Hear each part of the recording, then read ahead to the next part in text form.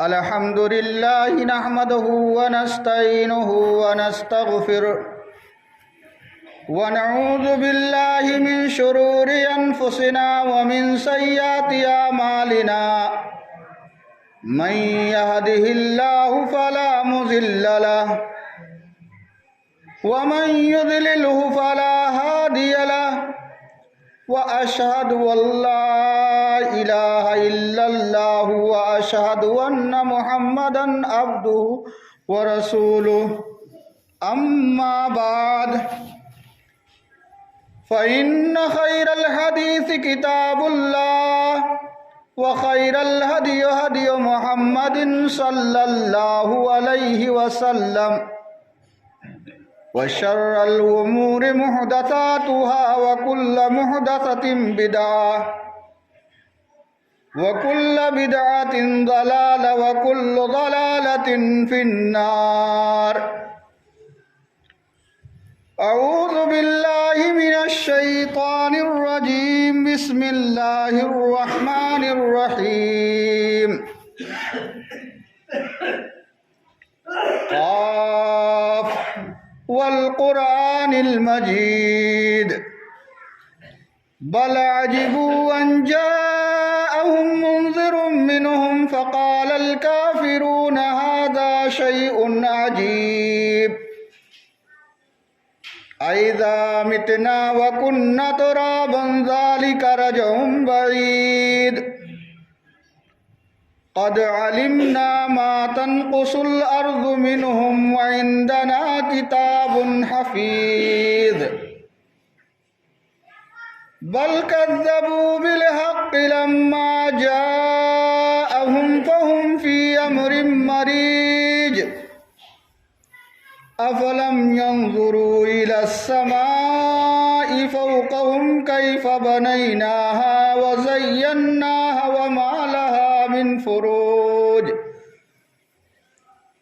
والأرض مددناها وألقينا فيها رواسي وأنبتنا فيها من كل زوج بهيج تبصرة وذكرى لكل عبد منيب ونزلنا من السماء ماء مباركا فأنبتنا به جنات وحب الحصيد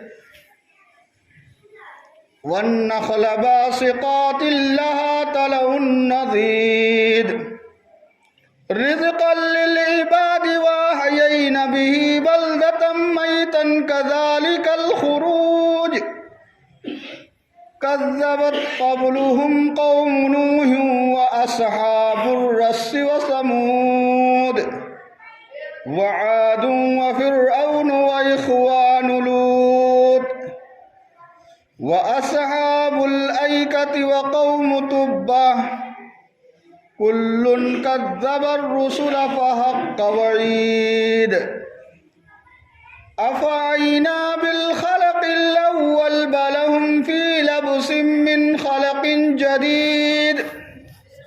وقال الله تعالى في موضع آخر وقضى ربك ألا تعبدوا إلا إياه وبالوالدين إحسانا إما يبلغن عندك الكبر أحدهما أو كلاهما فلا تقل لهما أف ولا تنهرهما وقل لهما قولا كريما واخفض لهما جناح الذل من الرحمة وقل رب ارحمهما كما ربياني صغيرا. وقال النبي صلى الله عليه وسلم ألا أنبئكم بأكبر الكبائر كررها ثلاثا قالوا بلى يا رسول الله قال الإشراك بالله وعقوق الوالدين وكان متكئا فجلس فقال ألا وقول الزور الا وشہادۃ الزور او کما قال صلی اللہ علیہ وسلم۔ معزز حاضرین، دینی بھائیوں اور بزرگوں، ہر قسم کی تعریف، بڑائی اور بزرگی اللہ رب العالمین کے لیے لائق اور سزاوار ہے۔ جو رب ساری کائنات کا خالق اور مالک ہے، جس ذات باری تعالی نے اس دنیا کے اندر بے شمار مخلوقات کو پیدا فرمایا اور ان مخلوقات میں انسانی مخلوق کو اشرف المخلوقات کے لقب سے ملقب فرمایا، اور اس اشرف مخلوق کی رشد و ہدایت کے لیے ان میں حق اور باطل کی تمیز پیدا کرنے کے لیے اللہ رب العالمین نے بہت سارے انبیاء اور رسل کو بھیجا۔ جو انبیاء اور رسل اس دنیا کے اندر آئے اور جن چیزوں کو دے کر کے یا جن احکامات کو دے کر کے اللہ تعالی نے ان انبیاء کو ان کی قوموں تک بھیجا، ان احکامات کو انہوں نے مکمل طور پر اپنی قوموں تک پہنچانے کی کوشش کی، اور ان انبیاء کے آخری کڑی سید المرسلین جناب محمد الرسول اللہ صلی اللہ علیہ وسلم ہیں۔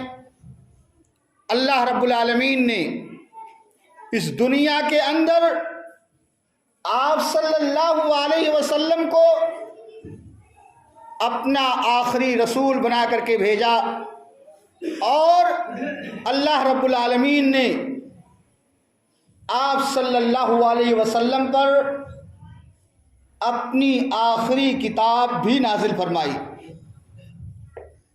آپ صلی اللہ علیہ وسلم کے بعد اس دنیا کے اندر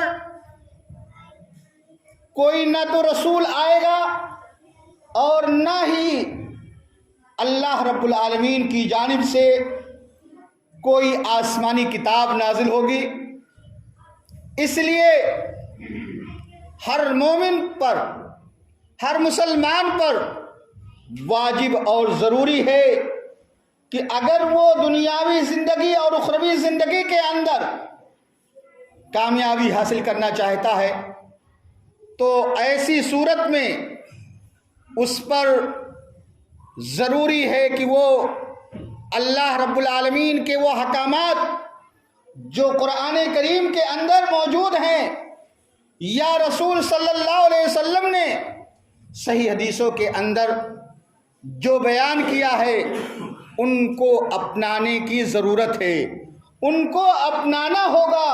اگر ہم اور آپ کتاب و سنت، قرآن و احادیث کو اپنائیں گے تو ایسی صورت میں ہماری اور آپ کی دونوں زندگی، دنیاوی زندگی جو دارالعمل ہے اور اخروی زندگی جو آخرت اور ہمیشہ کی زندگی ہے، دونوں زندگی ہمارے اور آپ کی بہتر ہوگی۔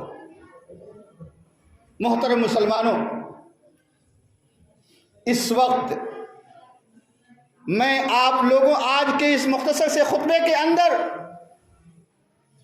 قرآن و حدیث کی روشنی میں، کتاب و سنت کی روشنی میں ایک اہم چیز کی جانب تذکیر اور آپ سبھی لوگوں کو میں یاد دلانا چاہتا ہوں، جس کے تعلق سے آج ہم مسلمانوں کے اندر، ہم کلمہ گو لوگوں کے اندر جن کے تعلق سے بڑی کوتاہی، بڑی کمیاں معاشرے اور مجتمع کے اندر دیکھی جا سکتی ہے، اور وہ چیز ہے والدین کے حقوق کی ادائیگی۔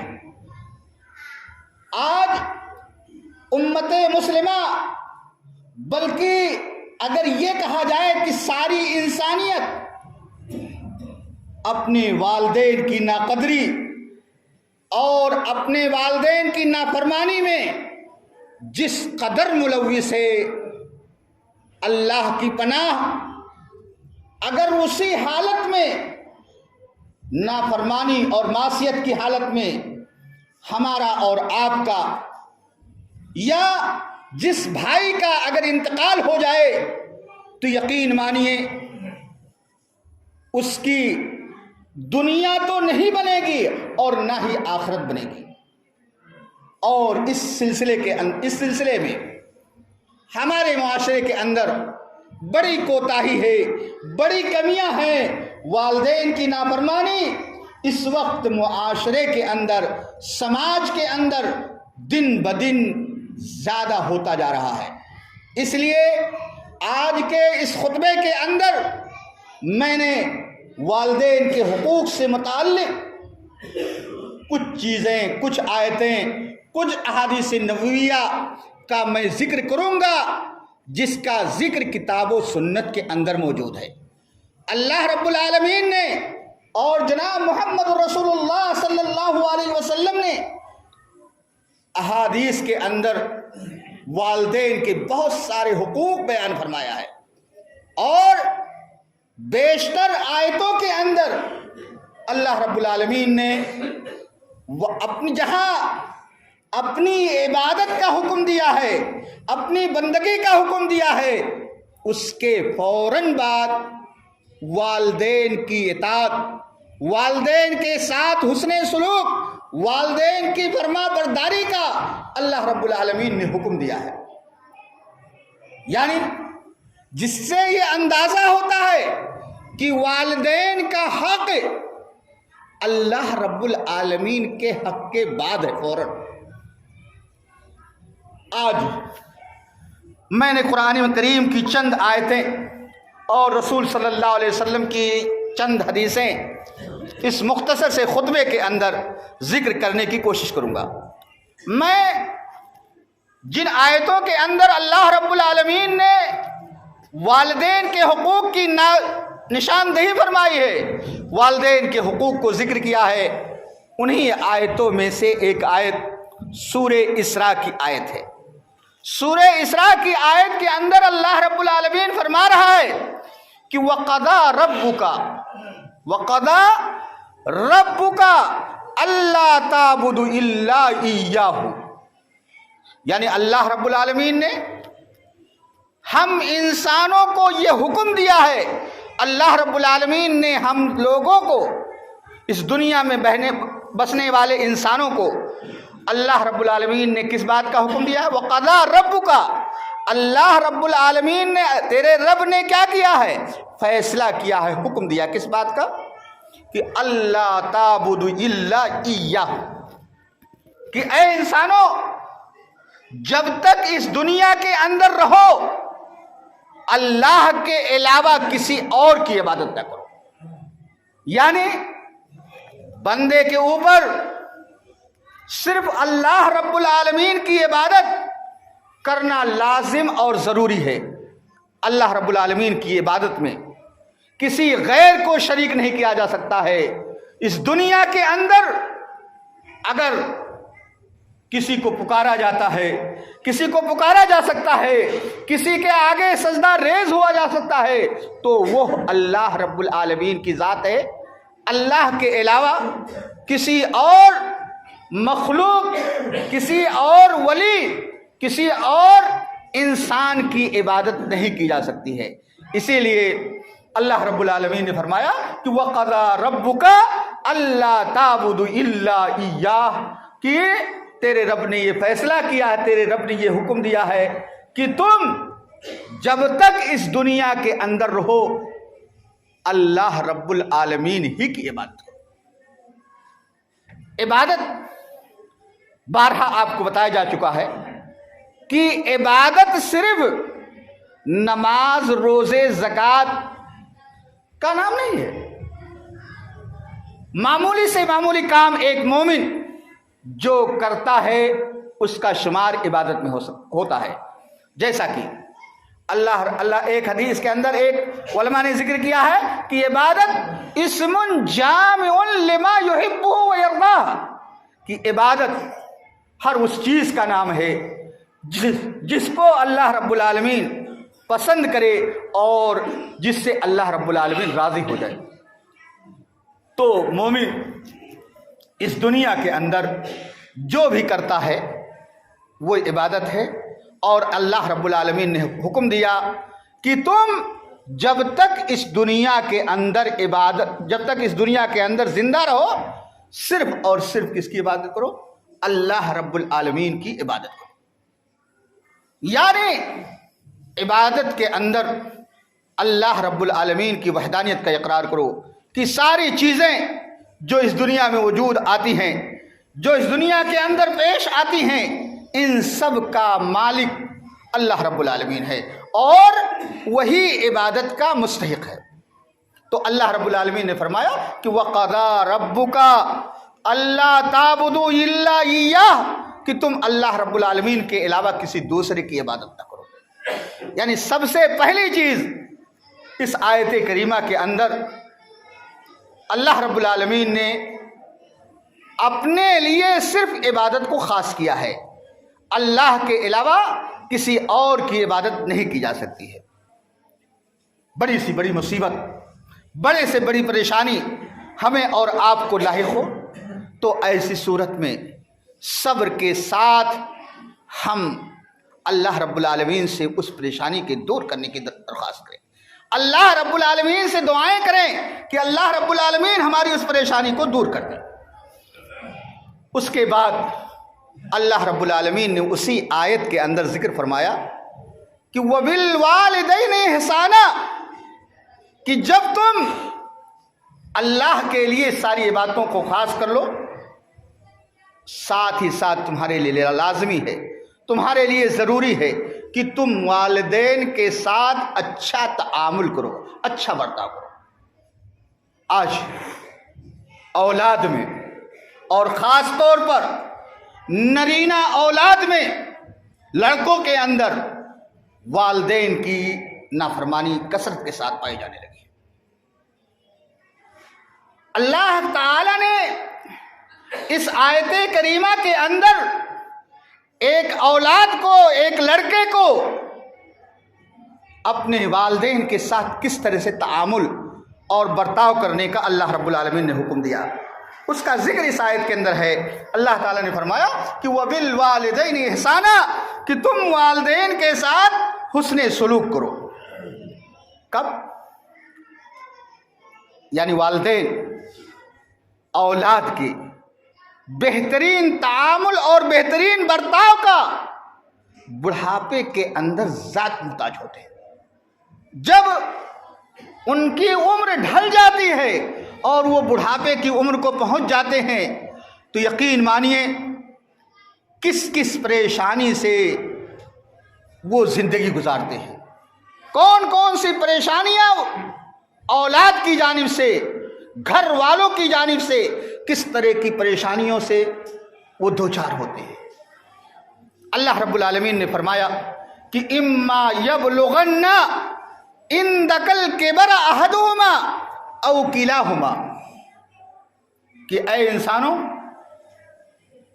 تم والدین کے ساتھ حسن سلوک کرو، اور اگر ماں اور باپ دونوں یا ان دونوں میں سے ایک بڑھاپے کی عمر کو پہنچ جائیں، بوڑھے ہو جائیں، کمانے کے لائق نہ رہ جائیں، وہی باپ جو باپ جب تک اللہ رب العالمین اس کو طاقت دیے رہتا ہے وہ حلال و حرام کی تمیز نہیں کرتا ہے. وہ والدین جو ہمارے اور آپ کے وجود کے باعث ہیں، اگر اس وقت کی اولاد کے مزاج کے ذرا سے مخالف کوئی بات کہہ دے تو یقین مانیے عجیب ڈھنگ سے وہ اپنے والدین کے ساتھ پیش آتے ہیں. جو اولاد کے وجود کا باعث ہے ان کو گالی اور گلوچ دیے جاتے ہیں، جس کا تصور صحابہ کے دور میں، سلف صالحین کے دور میں نہیں تھا۔ لیکن آج والدین کے ساتھ جس طرح سے تعامل ہے، جس طریقے سے برتاؤ ہے اولاد کا، وہ بڑا ہی خطرناک ہے۔ اللہ تعالیٰ نے فرمایا کہ اما یبلغن عندک الکبر احدہما او کلاہما فلا تقل لہما اف ولا تنہرہما۔ فلا تقل لہما، قرآن کا سیاق دیکھیے، اللہ رب العالمین کے فرمان کو دیکھیے، اللہ رب العالمین کس انداز میں ہمیں اور آپ کو سمجھا رہا ہے کہ اگر تمہارے والدین بڑھاپے کی عمر کو پہنچ جائیں، چاہے دونوں یا ایک بڑھاپے کی عمر کو پہنچ جائیں، فلا تقل لہما اف ولا، فلا تقل لہما اف، تو ایسی صورت میں تم ان کو اف تک نہ کہو کہ کیا کرت ہو، جیسے ہم لوگ دیہاتی میں کہا جاتا ہے کیا کرت ہو، ایسن بھی کہے گنجائش نہیں ہے۔ آج اگر والدین اپنی اولاد کو کسی اچھی بات کی یا اچھی باتوں کی جانب ان کو وصیت کرتے ہیں، ان کو نصیحت کرتے ہیں، تو بڑے تیز آواز سے، بلند آواز سے ان کو ڈانٹ اور پھٹکار کر کے بھگا دیتا ہے۔ یہ اسلام میں ایسا نہیں ہے۔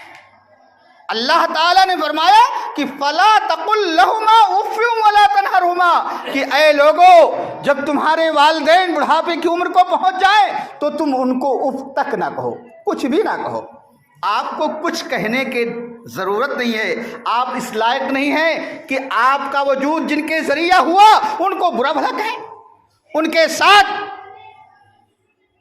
سخت کلامی کریں، یہ آپ کے لیے زیبا نہیں۔ اور ان کو گالیاں دینا تو دور کی بات ہے، جس طریقے سے آج کثرت کے ساتھ اولاد کے اندر والدین کی نافرمانی اور والدین کے ساتھ ترشروئی سے پیش آنا عام ہوتا جا رہا ہے۔ اور اللہ رب العالمین نے کیا فرمایا؟ وَلَا تَنْهَرْهُمَا، وَلَا تَنْهَرْهُمَا، اور اے لوگو تم اپنے والدین کو ڈانٹو اور پھٹکارو نہیں۔ یہ اللہ رب العالمین کہہ رہا ہے، کسی انسان کا کلام نہیں ہے، اس رب کا کلام ہے جس کی نافرمانی اور جس کا انکار نہیں کیا جا سکتا ہے۔ اللہ تعالیٰ فرما رہا ہے کہ وَلَا تَنْهَرْهُمَا، اور تم ان دونوں کو ڈانٹو اور پھٹکارو مت۔ اس کے بعد اللہ رب العالمین نے فرمایا وَقُلْ لَهُمَا قَوْلًا كَرِيمًا، وَقُلْ لَهُمَا قَوْلًا كَرِيمًا، اگر تمہیں اپنے والدین سے بات کرنے کی ضرورت ہے تو تم بڑے اچھے پیرائے، بڑے ہی محبت و انکساری کے ساتھ تم ان سے گفتگو کرو۔ اور اللہ رب العالمین نے فرمایا کہ وَخْفِضْ لَهُمَا جَنَاحَ الذُّلِّ مِنَ الرَّحْمَةِ، اور تم ان کے لیے ان کی ہر باتوں کو تم تسلیم کر لو، الا یہ کہ اس سے اللہ کی معصیت لازم آتی ہو۔ معصیت کے اندر والدین کی اطاعت ضروری نہیں ہے۔ اگر اللہ رب العالمین کی معصیت نہیں لازم آتی ہے تو لاکھ آپ کے اولاد اور آپ کی بیوی، آپ کے بچے لاکھ کہیں، لیکن ایک اولاد کے لیے جائز نہیں کہ وہ اپنے والدین کے ساتھ نرم پہلو کے بجائے سخت پہلو اپنائے۔ اور اللہ رب العالمین نے فرمایا آگے وَقُلْ رَبِّ ارْحَمْهُمَا، وَقُلْ رَبِّ ارْحَمْهُمَا كَمَا رَبَّيَانِي صَغِيرًا، اور اے لوگوں، اے نبی آپ کہہ دیجئے، لوگوں کو بتا دیجئے کہ رَبِّ ارْحَمْهُمَا، اے لوگوں تم کیا کہو کہ اے اللہ، اے میرے رب تو ان دونوں پر رحم فرما، یعنی ان کے لیے دعائیں کرو۔ رب ارحمہما، اے بار الہ تو ان پر کیا کر، رحم فرما، کما ربیانی صغیرا، جس طریقے سے انہوں نے مجھے بچپن کے اندر میری پرورش فرمائی، یعنی ان پر اسی طریقے سے رحم فرما، اسی طرح کی معاملہ داری فرما جب میں ایک چھوٹا تھا، ایک ننھا منھا بچہ تھا۔ یہ ہے اللہ رب العالمین کا حکم، اللہ رب العالمین کا قول والدین کے حقوق سے متعلق۔ دوسری آیت جو سورہ نساء کی ہے، اس آیت کریمہ کے اندر اللہ رب العالمین فرما رہا ہے کہ وَاعْبُدُوا اللَّهَ وَلَا تُشْرِكُوا بِهِ شَيْئًا۔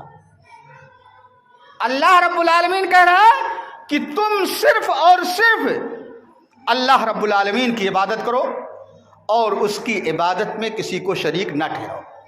یعنی پہلے اللہ رب العالمین نے انسانوں کو روکا، کس بات کا حکم دیا کہ تم صرف اور صرف اللہ رب العالمین کی عبادت کرو اور اس کی عبادت کے اندر شریک نہ ٹھہراؤ۔ اور تیسری چیز یعنی عبادت کا حکم دیا اور شرک سے منع فرمایا کہ شرک نہ کرو، جب تک اس دنیا کے اندر رہو وہ تمام چیزیں جو اللہ رب العالمین کے لیے مختص ہیں تم اس میں کسی انسان کو شریک اور ساجھی نہ ٹھہراؤ۔ اور کیا تیسری بات جس کا حکم دیا اللہ رب العالمین نے اس آیت کریمہ کے اندر، وَبِالْوَالِدَيْنِ احسانا، کہ تم والدین کے ساتھ حسن سلوک کرو۔ اسی طریقے سے اللہ تبارک تعالی، اللہ کے رسول جناب محمد رسول اللہ صلی اللہ علیہ وسلم نے والدین کے اطاعت اور ان کی فرما برداری پر یا ان کی فرما برداری کو بیان کر کے ان کے حقوق کو بیان کرتے ہوئے فرمایا کہ ایک بار اللہ کے رسول صلی اللہ علیہ وسلم سے پوچھا گیا، اللہ کے رسول جناب محمد رسول اللہ صلی اللہ علیہ وسلم سے پوچھا گیا کہ اے اللہ کے رسول صلی اللہ علیہ وسلم، آپ بتلا دیجئے کہ اللہ کے نزدیک سب سے افضل عمل کیا ہے۔ صحابہ نے اللہ کے رسول جناب محمد رسول اللہ صلی اللہ علیہ وسلم سے پوچھا کہ اے اللہ کے رسول، آپ مجھے بتلا دیجئے کہ اعمال جو دنیا کے اندر کیے جاتے ہیں، نیک کام جو دنیا کے اندر کیے جاتے ہیں، ان میں سب سے افضل عمل کیا ہے۔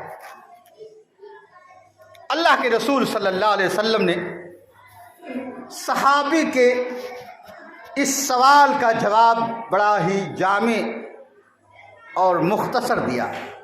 انہوں نے پوچھا کیا تھا کہ اللہ کے نزدیک سب سے افضل عمل کیا ہے، تو اللہ کے رسول صلی اللہ علیہ وسلم نے فرمایا کہ الصلاۃ فی وقتہا، اللہ کے نزدیک سب سے افضل عمل یہ ہے کہ تم نماز کو اس کے مقررہ وقت پر پڑھو۔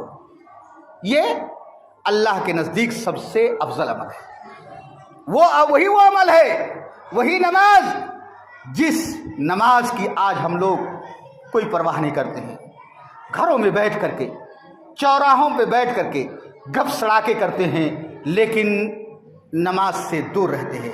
اللہ کے رسول جناب محمد رسول اللہ صلی اللہ علیہ وسلم سے جب پوچھا گیا تو آپ صلی اللہ علیہ وسلم نے فرمایا کہ افضل ترین اعمال میں سے سب سے افضل عمل کیا ہے کہ تم نماز کو اس کے مقررہ وقت پر پڑھو۔ اس کے بعد پھر صحابی نے پوچھا، قیل یا رسول اللہ، اس کے بعد پھر کون سا عمل اللہ رب العالمین کے نزدیک سب سے افضل ہے؟ تو آپ صلی اللہ علیہ وسلم نے فرمایا کہ بر الوالدین، والدین کے ساتھ حسن سلوک ہے۔ پھر پوچھا کہ والدین کے ساتھ حسن سلوک کے بعد کون سا عمل سب سے افضل ہے؟ تو کہا اللہ کے راستے میں جہاد۔ اس حدیث میں بھی اللہ رب العالمین نے، اللہ کے رسول صلی اللہ علیہ وسلم نے نماز کے بعد جو سب سے افضل عمل بیان فرمایا، سب سے افضل بات جو ذکر کیا، وہ کیا ہے کہ وہ والدین کے ساتھ حسن سلوک ہے۔ اسی طریقے سے اللہ کے رسول صلی اللہ علیہ وسلم نے ایک موقع پر فرمایا کہ الا انبئکم باکبر الکبائر، کہ اے میرے صحابہ، میں تم لوگوں کو کبیرہ گناہ کی نہ بتا دوں کہ دنیا کے اندر سب سے بڑا گناہ کیا ہے، میں اس کی نشاندہی نہ کروں۔ آپ نے اپنے اس جملے کو 3 بار دہرایا، الا انبئکم باکبر الکبائر، الا انبئکم باکبر الکبائر، الا انبئکم باکبر الکبائر۔ آپ نے اس بات کو 3 بار کہا۔ معلوم ہوا کہ جو آپ بتلانا چاہتے تھے یا جو آپ بتلانے جا رہے تھے اس کی بڑی اہمیت کتاب و سنت کے اندر ہے، اللہ کے نزدیک ان کی بڑی اہمیت ہے۔